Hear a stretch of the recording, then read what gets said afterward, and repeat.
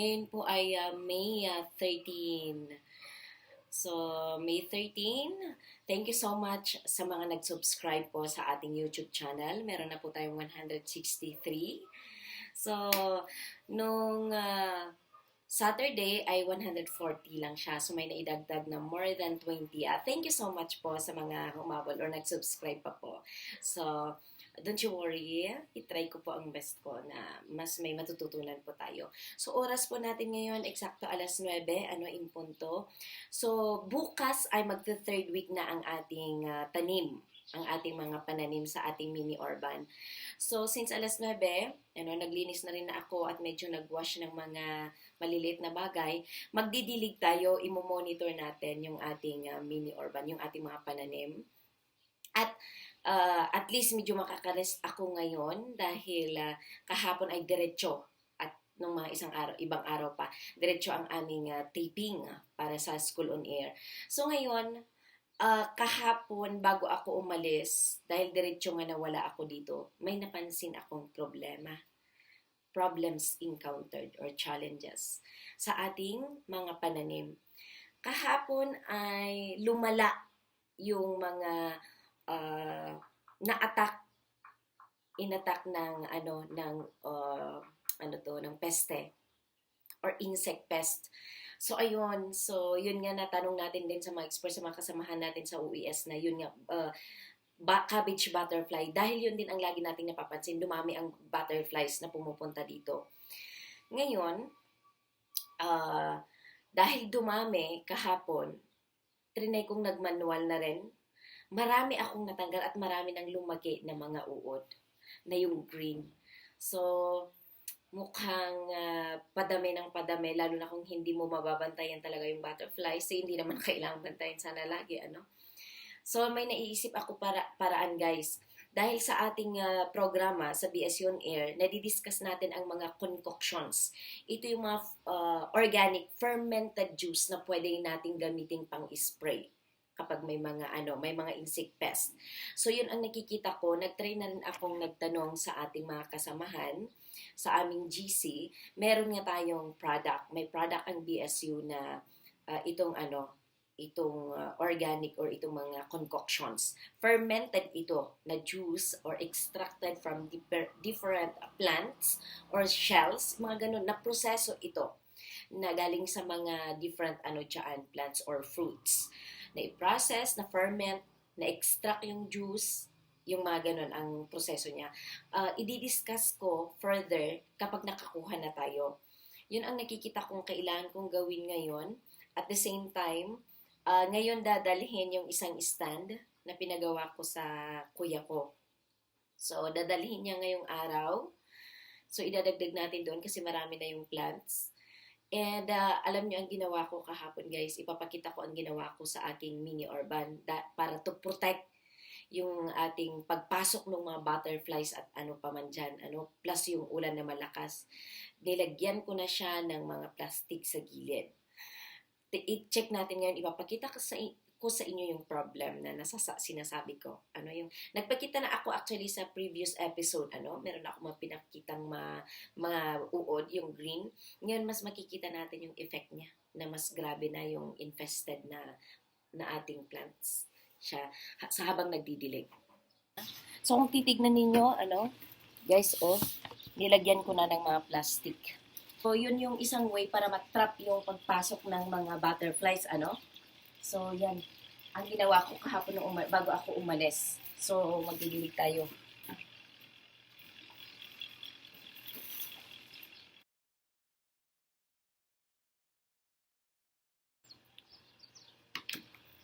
Ayan.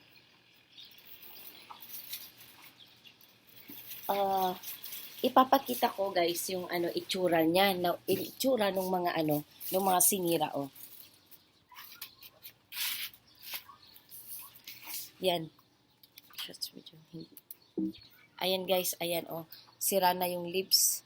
Kung titignan natin yung leaves, ganyan, ganyan yung itsura ng mga leaves na. Ang inuuna pa ng mga uod, itong mga young leaves, yun, may uod. Ay, nako. So, ayan. So, tignan niyo medyo dumami. Dumami, guys. So, hindi na lang Hindi na lang iilan. Oh, wala na. So, hindi lang ang mga yan, guys. Marami dito sa baba. So, kung titignan natin, oh, ay, duhok na nakikita nyo. Yan. Wala na, oh. Yan. So, kapag imamanual natin, na i-check natin, guys, makikita nyo yung mga manghuhuli tayo. Sige, try nating maghanap. Tinanggal ko na kasi yung iba, guys, kahapon. So, hanggang doon, wala na talagang inatak ng insect pest. Yun, sa taas. Sobra na ang ginawa, oh. Yan. Oh, yung young leaves, wala na. Kawawa na. So, yun ang nakikita kong solution is yung kukuha tayo ng ano. Yun, nakikita nyo yun? Yan, ganyan siya. Patayin natin. Nako, wala na talaga. Yun guys, oh, ganyan. Cabbage butterfly. Huwag natin antayin maging butterfly na lang. Patayin na natin. Para hindi pa magdadami ang kanilang sisirain. Wala na. Yun na. Kawawa. Yun guys. Oh, yun. Nakakabwisit na mga ano. Marami nang infested. Hindi ko alam kung yun din ano, hindi sa lahat ng hindi sa palagi or sa pagtatanim ay napakadali. Yun ang laki. Ay wala na tayong problema. So parang sa ano rin may mga problema rin tayong na-encounter. Tingnan natin, magmanual tayo bago tayo magdilig nga, guys, para ipakita. Oh, wala na, oh. Ayun, ang laki. Oh my gosh, medyo actually ayoko sanang nako. Grabe. Ang laki nun, oh. Wala na. Ang laki na lang kanyang ano. Hindi nagiging butterfly na siya. Ay. Grabe mo. Nakakainis mo. No, wala na yung shoots yan. For now, magmanual tayo para hindi pa madadami. Nakakainis. Ay, imbis na maganda na sana ang ating tanim. Dito nga sa mga nauna, tingnan natin itong mga nauna kasi ito yung mga nauna. Ito yung mga nauna, guys. So, medyo malalaki na. Parang ayoko nang tanggalin itong ano. Ala! Ay, kailangan nating tanggalin kasi nag-aano rin yung ating mga... Ay, naku. Na ano yung nandito sa baba. Ay, kailangan na nating magdilig, guys. Nasobrahan siya ng, di ko alam. Nailapit na siya yung plastic. Ito. Sana hindi masisira ang mga to kasi medyo malapit na. Kailangan din nating tanggalin itong mga na plastic. Yun, oh, sayang yung mga nasa taas. Malalaki na, guys. Yung mga nasa taas, oh. Pero, sayang. Oh, pati rin yung mga yun, wala na. Paano ba naman yan?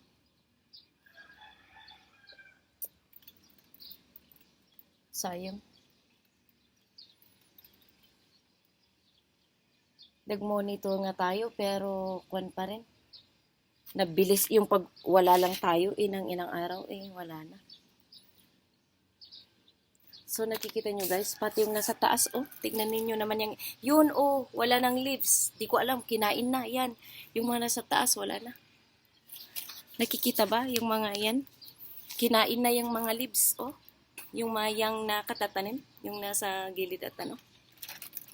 So, ganyan siya.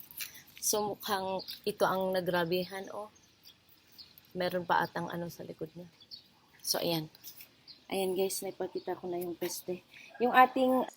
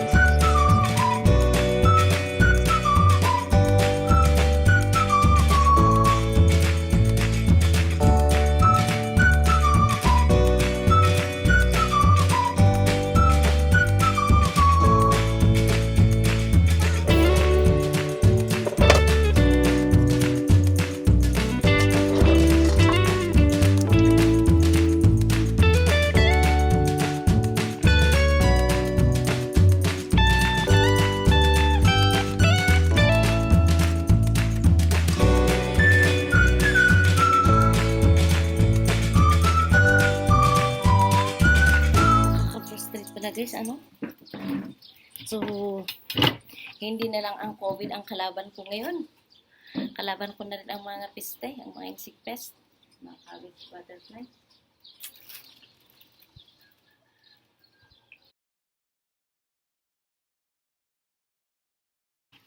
Tapos na ang ating pagdidilig at medyo pagtatanggal ng mga ilan na mga nakikita nating mga larva ng cabbage butterfly. So kailangan nating ngayon agahan yung pagmamanage nung insect pest. So I do hope na kakakuha tayo mamaya. Concoctions.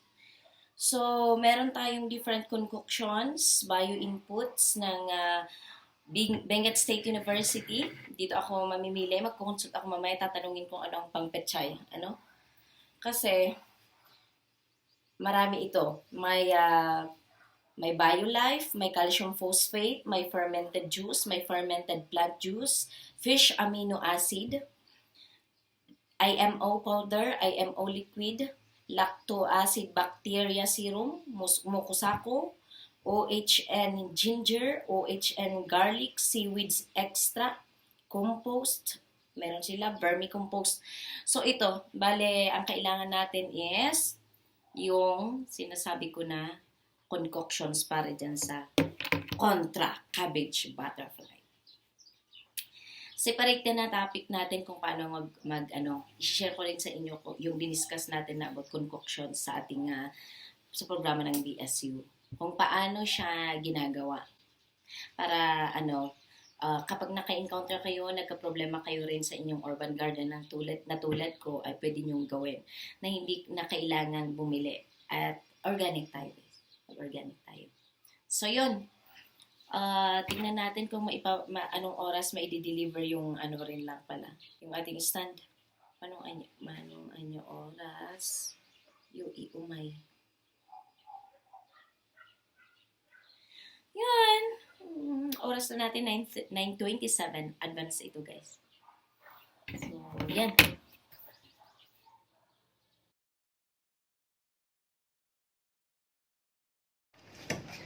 So, ayan guys. Inaayos yung isang stand. Bali, kakabit lang yung ilang parts. Karagdagan ang napapapatingan natin.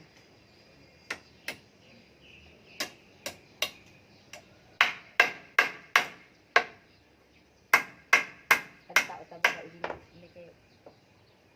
Tao-taba ka. Ang kulori.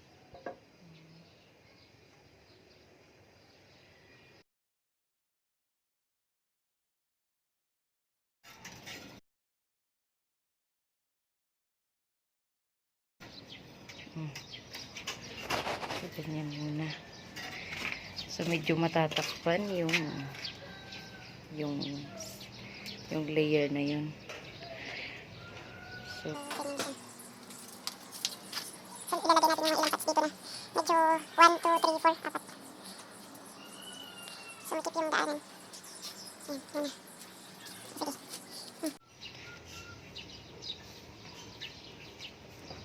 Sakit hindi mawalawa. Oh, ganyan. Medyo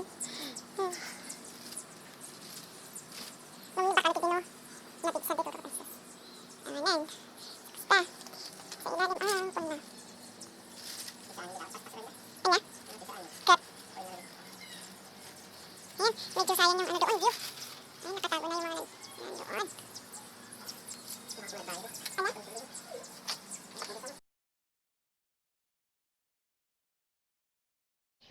So, ayun guys, So, ganyan na ang itsura ng ating mini garden.